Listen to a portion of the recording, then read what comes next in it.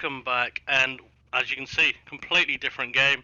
We're going to be kicking off this year with doing some Horizon content. I know, not Motorsport, not Call of Duty, but we're going to try out Forza Horizon 5, which, I'll be honest, in the month or 2 months now that I've been playing off and on, it's a massive improvement in my eyes. I didn't really get to play much of 4, but I played a decent amount of 1, 2, and 3, and from 3 to 5, definitely a big improvement. I know some people have been saying 4 to 5 is just basically a remaster with some changes, is what people have been saying. But from 2 or 3 to 5, it feels like a massive improvement. Like I say, I'm definitely a motorsport player. I like having tracks laid out where it's, dirty, or an invalid lap if you leave the track. Whereas Horizon is complete free-for-all, basically, as long as you make your checkpoints. So, I mean, what we're going to be doing is going through how I personally build and tune a car for Horizon, identifying what to do, what not to do, some little tips and tricks here and there, but let's get into it. Let's drive on down to the Horizon Hub in this completely stock 2000 Nissan Silvia S15, or Spec R in the game.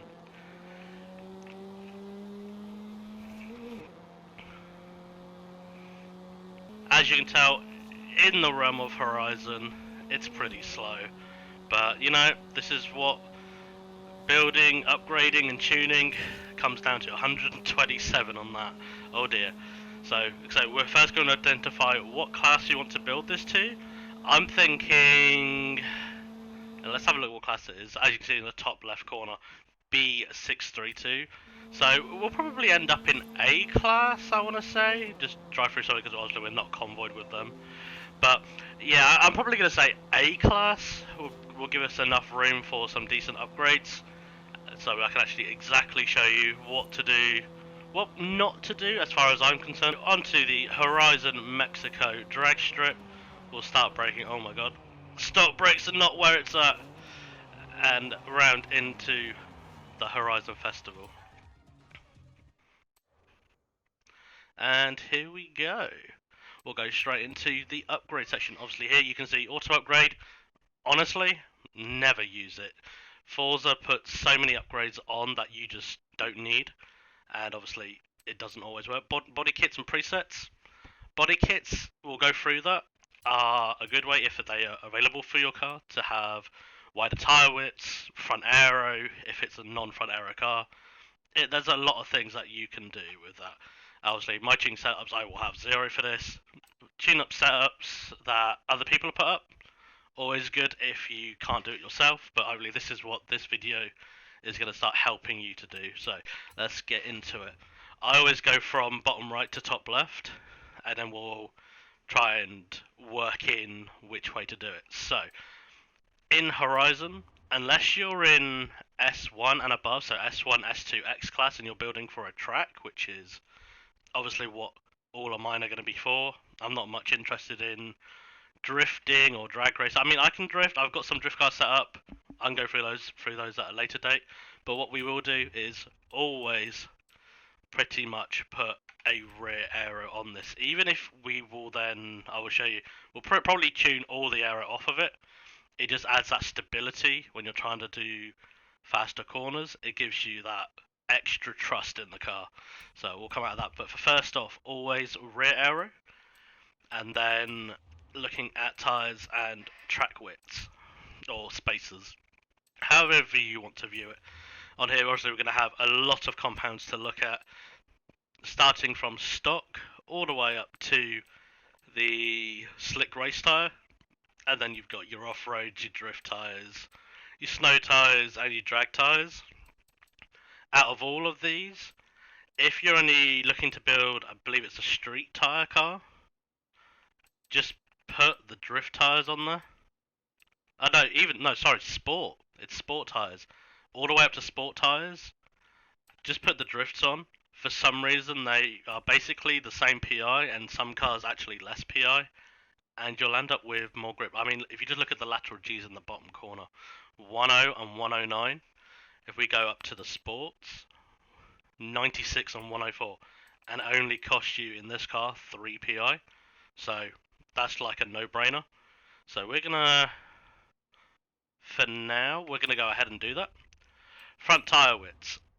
Again, in Horizon, because of the added grip that you get compared to Motorsport, front tire widths are almost obsolete all the way up into, again, at least S1. Even some S1 cars don't need them, but it's only really high S1, S2, and X class where you even want to consider these.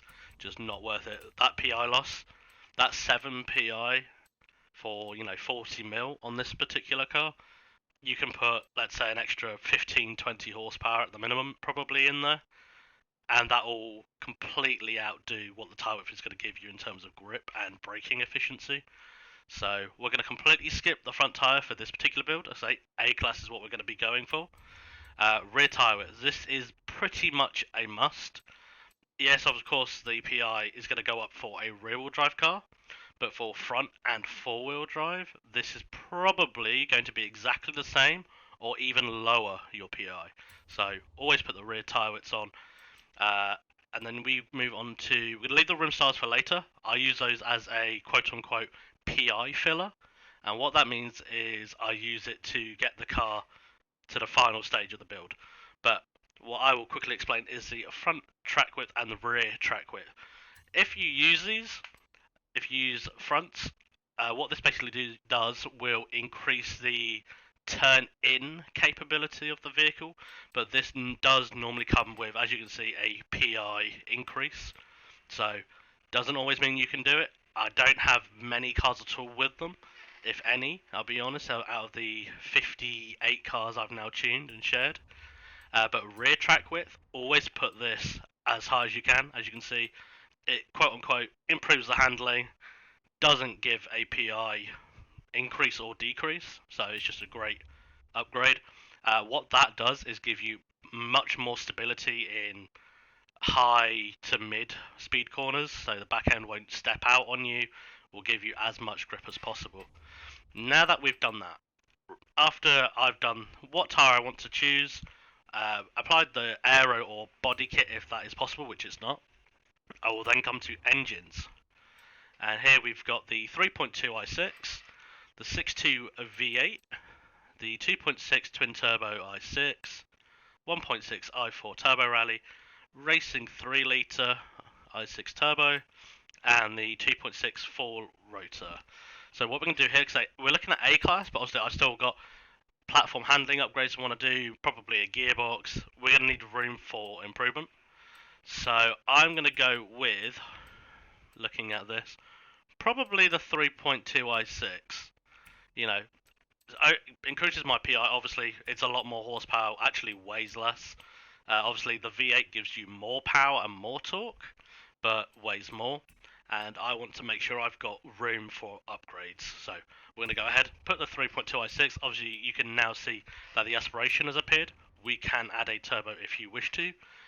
In terms of adding aspirations to your car, if you see centrifugal or centrifugal, however you want to say it, supercharger, put that one in, and you will always be upgrading that one first, because it's just the best power to weight ratios for building cars for certain classes.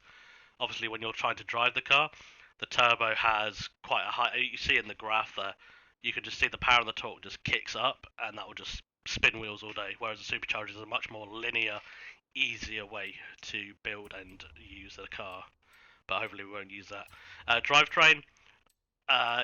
You can use these. There's not a problem with using these. Obviously, there normally is a PI cost, but some cars where the PI actually goes the other way and goes down, they're the cars that in Horizon that you would actually want to put to four-wheel drive. It's not necessary at all for A class and below. S1 starts to get a bit finicky because obviously if you leave it rear-wheel drive, you're going to need quite a lot of either high-speed grip or power to counteract that traction deficit that you're going to walk into. So now that we've got the 3.2 i6, I actually then go to platform and handling. You don't always have to. You need to see if the brakes are good enough for what you want to build in terms of A class and below. And then you would apply accordingly. Most times, I'll be honest, I put the race brakes on. It's just such a much nicer feeling for the car in terms of springs and dampers.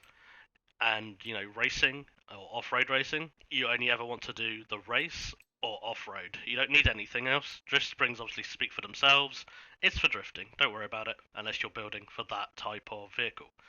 Okay, so what we'll do, since this is going to be a road car, we'll put race springs in it.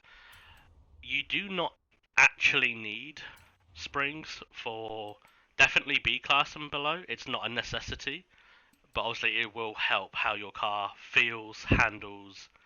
You know, if you want to use them, then use them. I do. It's just I'm not saying they're the best way to build, but it's definitely a way of unlocking potential.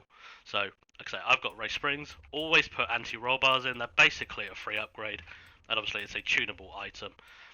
Roll cages, great for power builds, anything like that, or muscle cars normally. But sometimes you don't even need the full race cage. Most of the time, it's just a sport, to be honest. As you can see in this particular car, the PI goes up a couple, but obviously you will be picking up most of the time over 100 to 150 pounds in weight, or what's that, 70, 65 kilos for those in other metrics. Other units, sorry. But yeah, for this car, not needed. And then we will be looking at the weight.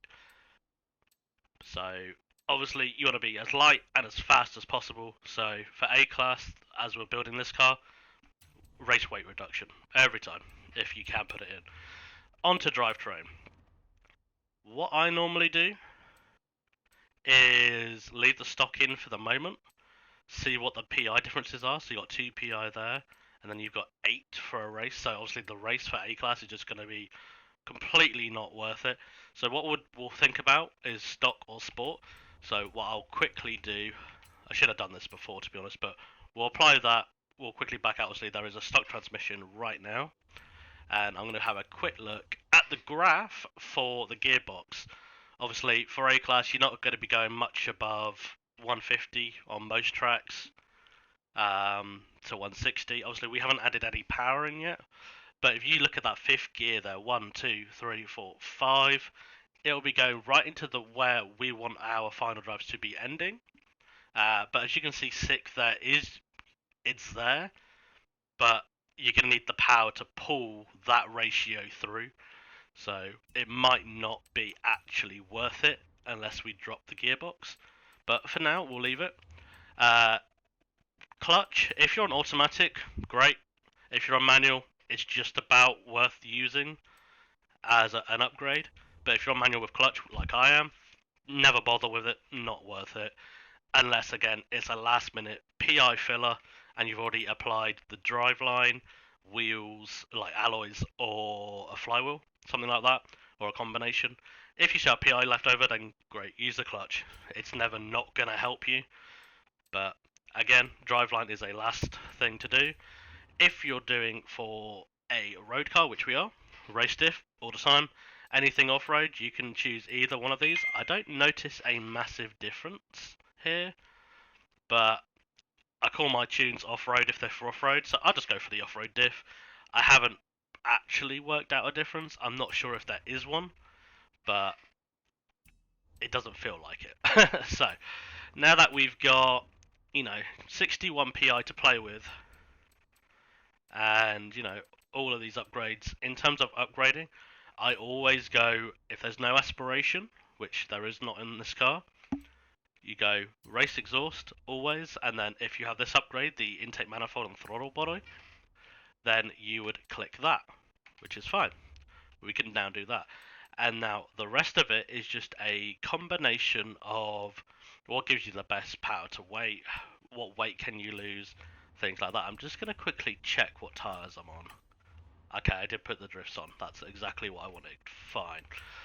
So what we'll do, we're just going to go ahead, slap these on. There's enough PI in this car to just probably put everything on that we want.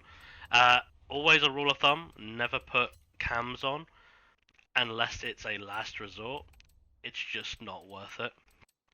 So, see, okay, there we go. We fall into the 800 PI, which As that now stands, we don't have room. See now, PI has now changed. We can now afford to put the sports transmission in. So let's go ahead and do that.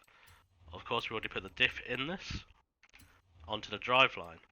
So you can minus 8.3 pounds in weight using the sport driveline. What I then do is compare this to the alloys. As I said, PI filler or a weight loser. Still can't lose £10 or the same weighted alloys. So what we're going to do, we will go with those rims just because, you know, they look better than the stock ones in my eyes. We'll go back to the driveline. We know we can put the sport, not the race, and that's what we'll end up with. A 6.6 handling, on the benchmark there, and 1.07 and 1.19 lateral Gs with how the tune currently sits, and obviously we haven't tuned anything yet. So, let's see how that goes. We will apply that. 505 horsepower, 2173 pounds, just under 1,000 kilos, somewhere in that area. 1.8 lateral G, which is absolutely spot on basically. For A class, you're looking for on road somewhere between 1.6 and 2.0 for the road benchmark for that lateral G. It's just a good guideline, okay? I will try and put in the guidelines I use, and then I will be putting in the link to somebody that I've been learning off of myself and how certain upgrades work and what you can and shouldn't do. Not can't, but shouldn't.